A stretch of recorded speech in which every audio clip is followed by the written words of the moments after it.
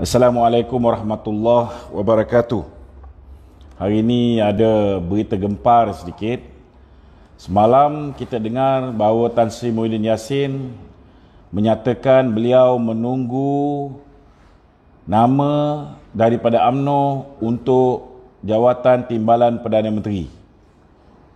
Tapi semalam beliau berkata beliau minta UMNO menamakan siapa saja kecuali Zahid Hamidi. Ini satu perkara yang tak pernah berlaku dalam sejarah. Okay. Kedua, hari ini walaupun semalam dia suruh UMNO menamakan Zahid Hamidi, hari ini dia sudah memaksa UMNO untuk menerima Hishamuddin Tun Hussein sebagai calon Timbalan Perdana Menteri daripada UMNO. Ini saya rasa dah terlalu melampau Muhyiddin Yassin ni, tuan-tuan. Pagi tadi beliau menghadap ke bawah Duli Yang Maha Mulia Seri Paduka Baginda Yang Pertuan Agong. Biasanya sebelum mesyuarat kabinet, ini adalah pertemuan biasa antara Perdana Menteri dengan Yang di-Pertuan Agong. Tapi yang agak pelik, selepas perjumpaan dengan Yang di-Pertuan Agong ni, Pegawai Tuanku telah mengeluarkan satu kenyataan yang meminta ahli-ahli parlimen untuk menyokong belanjawan yang bakal dibentangkan oleh Tan Sri Muhyiddin Yassin, Perdana Menteri, pada 6 hari bulan November. Ini satu benda yang saya rasa kalau nak ikutkan memang saya tak boleh cakap, tapi saya terpaksa cakap. Saya rasa tindakan Tan Sri Muhyiddin ni dah terlalu desperate. Tak sepatutnya beliau berlindung di sebalik istana. Jangan sampai kerana beliau nak menyelamatkan tengkuk dia, beliau mempergunakan istana sedemikian rupa dan menyebabkan akhirnya orang merasa pelik kenapa istana mengeluarkan kenyataan sebegini. Pertama sekali saya nak beritahu, dalam Malaysia ni kita ada undang-undang kita ada rule of law kita ada sistem raja berperlembagaan. Maksud sistem raja berperlembagaan ni, tuan-tuan, kita punya sistem raja ni dengan sistem eksekutif kita, dia berpisah. Kita punya pentadbir, eksekutif dan raja menjalankan tugas masing-masing, berpisah, tuan-tuan. Jadi tidak boleh ahli politik mencampuri urusan istana, tidak boleh istana mencampuri urusan politik, dan tidak juga berlaku, tuan-tuan, kaki tangan awam mencampuri urusan politik juga. Ini benda yang sepatutnya berpisah di antara satu sama lain. Begitu juga dengan mahkamah. Dan selama hari ini kita hidup aman, damai, harmoni kerana kita mengamalkan sistem raja berperlembagaan. Tetapi saya agak pelik dengan kenyataan yang dikeluarkan oleh pegawai istana hari ini yang meminta supaya kita menyokong, iaitu ahli parlimen daripada kerajaan, daripada 222 orang ini, menyokong apa yang bakal dibentangkan oleh seorang Perdana Menteri yang sudah kehilangan majoriti di parlimen. Saya nak beritahu, ini adalah tugas dan tanggungjawab bidang kuasa orang politik. Jadi perbuatan Muhyiddin ni boleh menjejaskan nama baik tuanku. Saya tak tahulah sama ada dia berbincang dengan tuanku ke ataupun dia berbincang dengan pegawai tuanku ke. Tetapi bagi saya, kenyataan yang keluar hari ini oleh pihak istana perlu berhati-hati kerana ianya boleh mengundang perkara yang tidak diingini. Saya minta supaya Muhyiddin ni berhentilah daripada menggunakan istana dan akhirnya merosakkan nama baik sistem beraja di dalam negara kita. Kita tak nak sistem beraja kita ni namanya dicalar akibat seorang Perdana Menteri yang gagal untuk mempertahankan kuasa dia.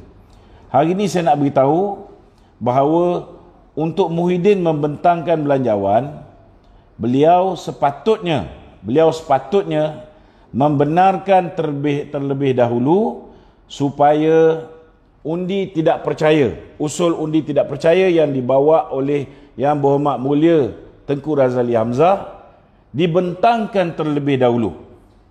Sekiranya benda ini berlaku, maknanya beliau berlakunya pembentangan usul undi tidak percaya kepada Perdana Menteri dan beliau berjaya untuk kekal berkuasa sebagai Perdana Menteri, barulah beliau boleh membentangkan belanjawan. Kerana hanya legitimate Prime Minister yang entitled untuk membentangkan belanjawan. Barulah ahli parlimen yang sedia ada boleh mendengar ataupun bersetuju dengan apa yang ditulis oleh pegawai istana selepas pertemuan Muhyiddin dengan Seri Paduka Baginda Yang di-Pertuan Agong. Ini patut minta maaf.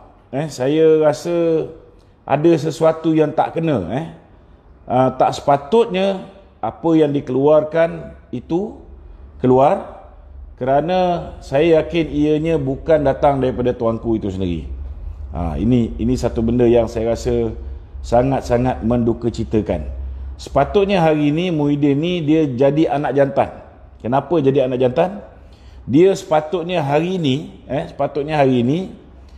dia kena hadap benda ni sebagai seorang anak jantan, sebagai seorang pendekar. Kau Perdana Menteri, patutnya hadap, patutnya benarkan Yang Berhormat Mulia Tengku Razali punya usul, dan dah dekat 30 orang mengemukakan permohonan untuk membuat usul tidak percaya kepada Perdana Menteri. Maka hadap itu dulu. Bila dah hadap itu dulu, kamu sudah pun disahkan sebagai Perdana Menteri, kekal sebagai Perdana Menteri, barulah kamu bentang belanjawan, ahli-ahli parlimen boleh menerima dan menyokong apa yang kamu bentangkan.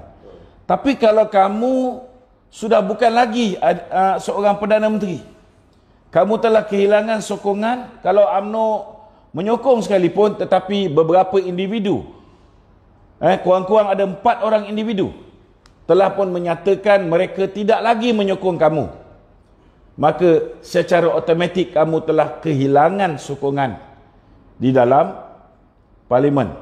Tidak ada lagi majoriti. Maka kamu kena buktikan. Kamu dah pergi jumpa dengan Tun Dr. Mahathir. Tun Dr. Mahathir sudah pun berjanji nak memberikan 6 orang wakil rakyat kepada kamu. Maka gunakan peluang itu. Buktikan. Kamu dah berpakat dengan Syafiq Abdal. Syafiq Abdal pun sudah bersetuju bahawa kamu akan disokong, kerana Syafiq Abdal dengar cakap Tun Dr. Mahathir. Hari ni baru orang tahu bahawa memang betul Muhyiddin ni papet kepada Mahathir Mohamad. Kerana akhirnya yang akan menyokong belanjawan ini termasuklah Mahathir punya kumpulan dan juga Syafiq Abdal. Jadi sepatutnya benda ni dibuat dulu. Jika kamu menang, undi tidak percaya ke atas kamu gagal, barulah kamu layak untuk membentangkan belanjawan.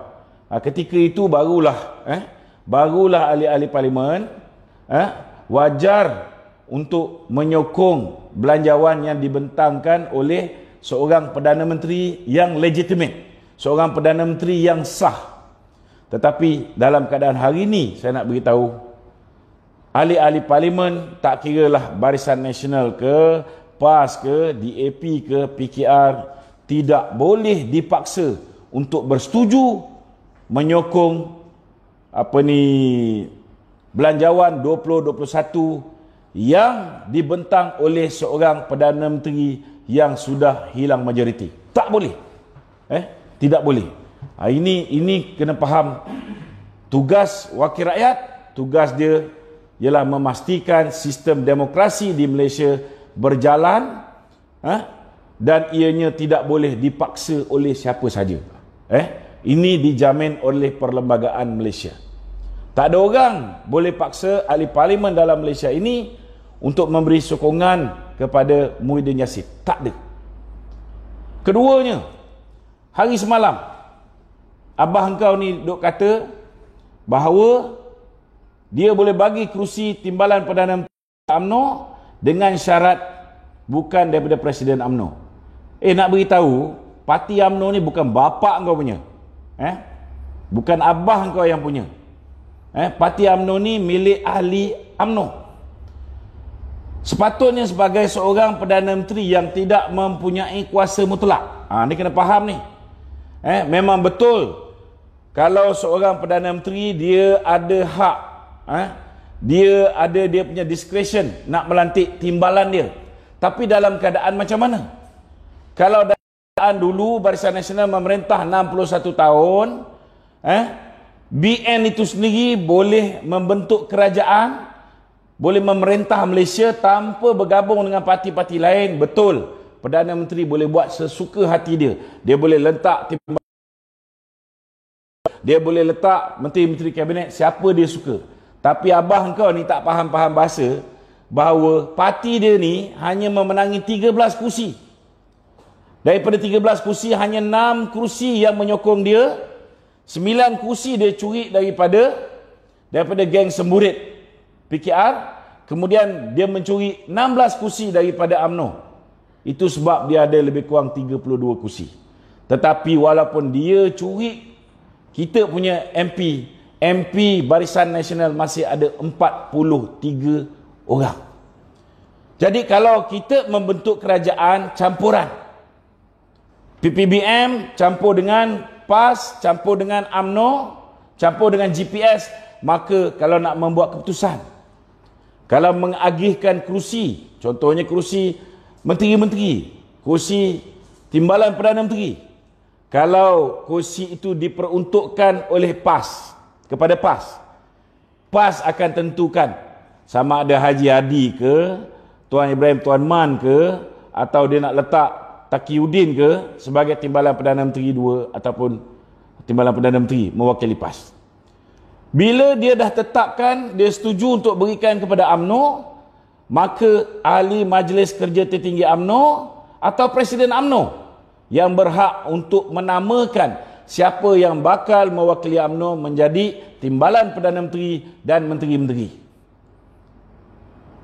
Mana boleh UMNO hantar nama sekian, Sipolan bin Sipolan ABCD sebagai calon menteri daripada UMNO. Tiba-tiba abah engkau ni, dah lah dia parti kecil, kita yang parti besar ni sanggup korban bagi parti kecil jadi Perdana Menteri.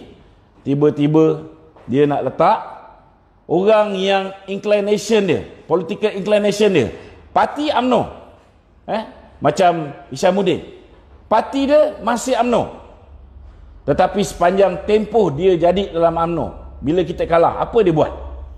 Pertama sekali, dia dah diberi mandat sebagai pemangku timbalan Presiden UMNO, tetapi dia tidak bertanding jawatan timbalan Presiden UMNO. Kenapa? Kerana dia tahu UMNO tidak mempunyai peluang untuk bangkit semula. Masa tu sudah berkira-kira nak menyertai PPBM. Kita tengok dia dah hantar dia punya orang. Kamsatun Sulaiman sudah pergi masuk ke Bersatu.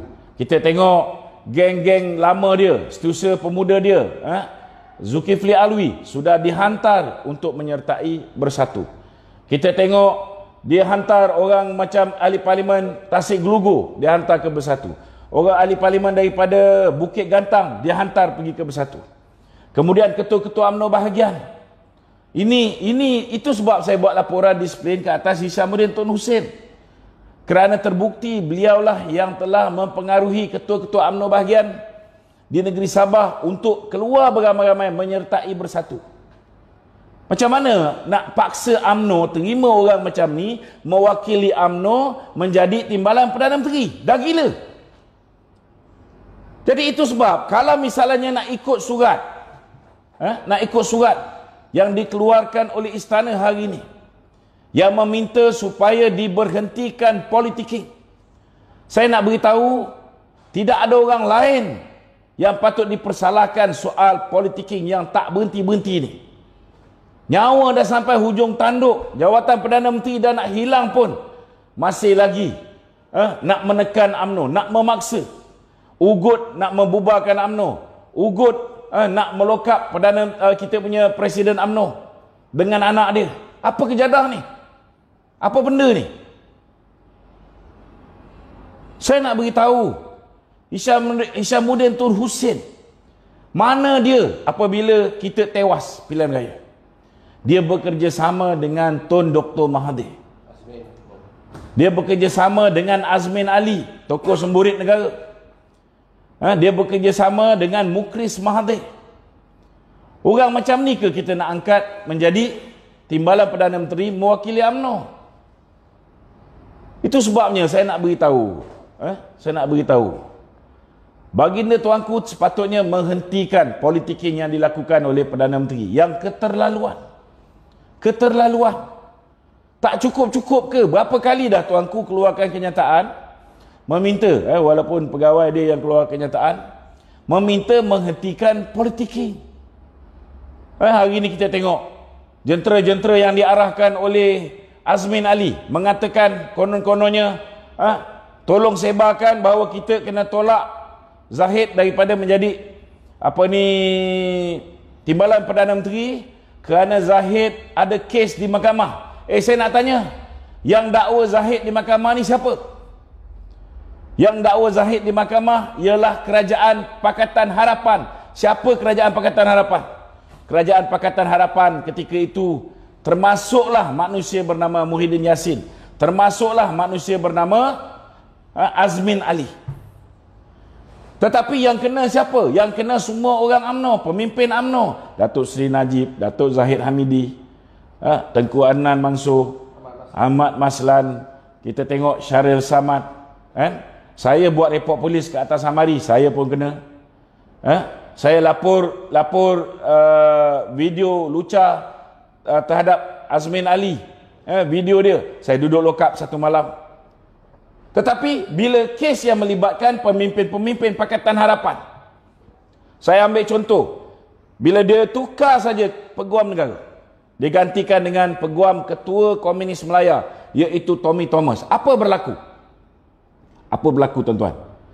Dia buang kes yang melibatkan Akta MCMC dan juga Akta Hasutan terhadap Sibar Rasa Rahsia, PKR. Dia buang kes yang melibatkan Eric Paulson. Dia buang kes yang melibatkan Tamrin Ghaffar. Dia buang kes yang melibatkan Hasan Karim. Dia buang kes yang melibatkan LTTE. Dia buang kes yang melibatkan Pang Likun yang memberikan rasuah dalam bentuk sebuah banglo yang nilai dia 4.25 juta. Dia jual dengan harga 2.8 juta saja kerana Pang Likun berjaya menukar tanah milik Magnificent Emblem daripada tanah pertanian tukar kepada pendastrian.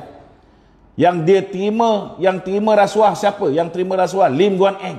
Lim Guan Eng sudah didakwa di mahkamah. 60 saksi telah disenaraikan oleh pihak pendakwaan. Daripada 60 saksi, 25 orang sudah memberi keterangan.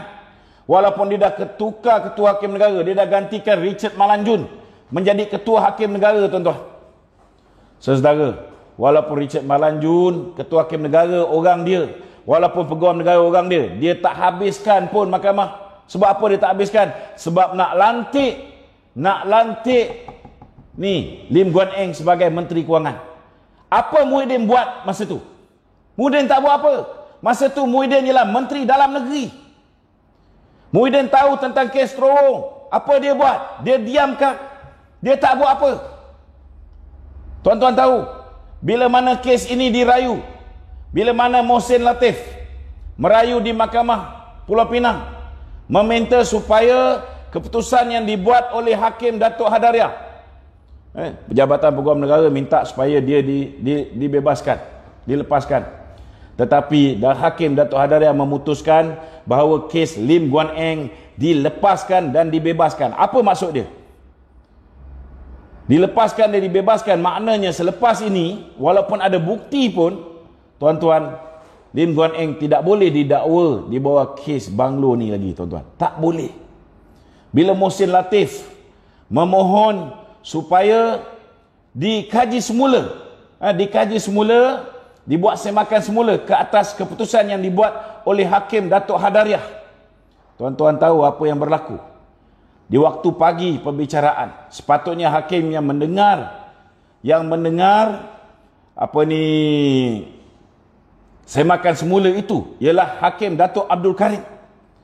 Tetapi pagi itu datang surat daripada pejabat Richard Malanjun meminta supaya ditukar. Ditukar, tuan-tuan. Ditukar, digantikan dengan Hakim Datuk Hadariah. Hakim Datuk Hadariah menyemak semula keputusan yang dibuat oleh Hakim Datuk Hadariah itu sendiri. Ini tuan-tuan, law of the jungle, bukan rule of law. Dan ini berlaku zaman Muhyiddin Yassin menjadi Menteri Dalam Negeri. Jangan lupa. Kenapa dia diam? Kenapa dia biarkan manusia bernama Lim Guan Eng diangkat, dilantik menjadi Menteri Kewangan? Manusia yang korup, jaga khazanah negara. Dan punca daripada pengkhianatan Muhyiddin ini, yang menutup mulutnya ketika Mahathir melantik Lim Guan Eng. Apa jadi pada negara? Kita tengok habis aset-aset tabung haji dijualnya. Kita tengok habis satu persatu aset khazanah. Kita tengok dulu kita ada sistem perkhidmatan kesihatan nombor 2 terbaik terbesar di dunia. Akhirnya sudah menjadi milik Mitsui. Dijual saham, tuan-tuan. Kita tengok satu persatu. Begitu juga tanah-tanah yang dimiliki oleh Kementerian Kewangan melalui khazanah. Habis dijual. Bangunan TM habis dijual. Saudara, ini berlaku, tuan-tuan, kerana manusia bernama Muhyiddin Yassin tidak pernah berkata apa-apa ketika mana Lim Guan Eng hendak dilantik menjadi Menteri Kementerian Kewangan. Hari ini dia nak cerita pasal Menteri UMNO tak ada moral. Kepala bapak kau. Tak ada moral apa? Kau main bini orang ada moral? Kau main bini orang ada moral? Azmin Ali tu, kita bawa laporan video itu, sudah kita bawa ke pakar forensik di Indonesia. Kita bawa ke pakar forensik di London. Tapi sampai ke hari ini, dia dilindungi oleh Menteri Dalam Negeri ketika zaman Mahathir. Dan dia dilindungi hari ini oleh Perdana Menteri.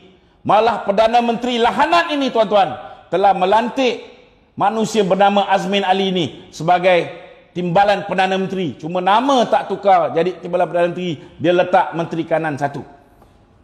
Tapi dia hari ini timbalan Perdana Menteri. Mampus je Muhyiddin ni, tuan-tuan. Dialah Perdana Menteri kita.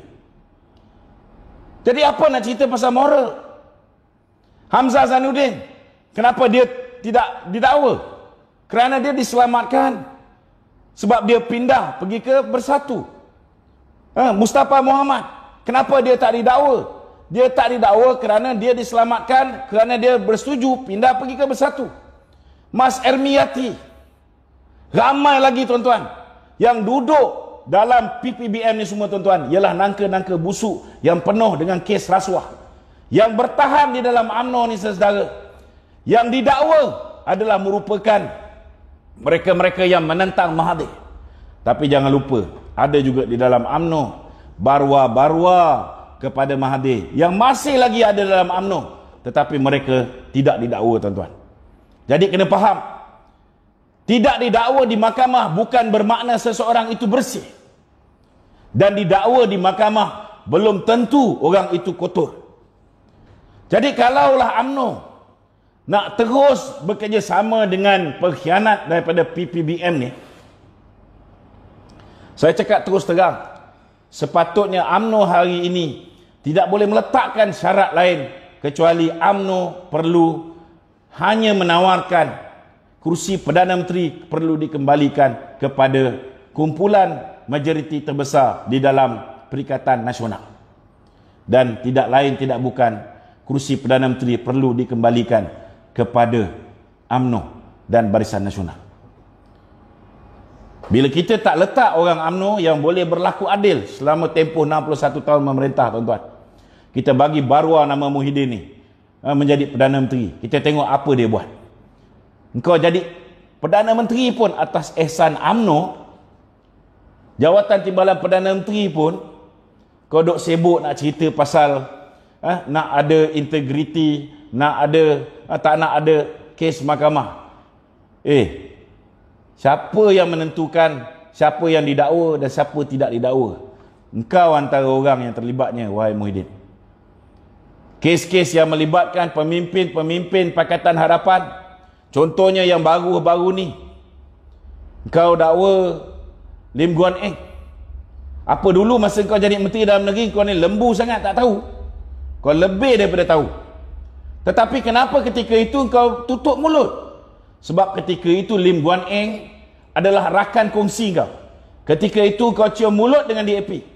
Ketika itu kau pergunakan DAP untuk meraih undi orang Cina. Hari ini bila DAP dah tak bersama dengan kamu, baru kamu nak melakukan pendakwaan ke atas Lim Guan Eng. Ini bukan pendakwaan terpilih ke? Ini jelas pendakwaan terpilih. Jadi kalau dah nak mampus tu, dah tahu 6 hari bulan ni dah nak terkencit, bila-bila masa je kau akan dimalukan sebagai Perdana Menteri pertama yang gagal mendapat kelulusan belanjawan. Patut-patutnya belajarlah bertaubat. Belajarlah menjalinkan hubungan silaturahim yang kau dah pecahkan dengan orang UMNO ni. Bukan dengan mengugut macam ni. Kena ingat Muhyiddin. Kau ingat kau tangkap Anwar Ibrahim ke? Kau tangkap Zahid Hamidi ke? Kau tangkap Najib ke? Kau ingat lepas ni kita orang akan duduk diam ke? Cuba buat. Cuba buat. Kalau kau nak tengok apa berlaku. Negara ni ada undang-undang. Jangan jadikan negara ni sebagai sebuah negara yang mengamalkan undang-undang rimba. Saya tahu malam tadi, geng-geng Publica, Azmin Ali pun ada semalam bersama dengan Hamzah, sudah bercadang nak menangkap Anwar Ibrahim, nak ditangkap. Lepas Anwar Ibrahim nak tangkap Datuk Zahid. Cuba buat. Saya cabar. Cabar. Kita tengok apa berlaku. Assalamualaikum warahmatullahi wabarakatuh.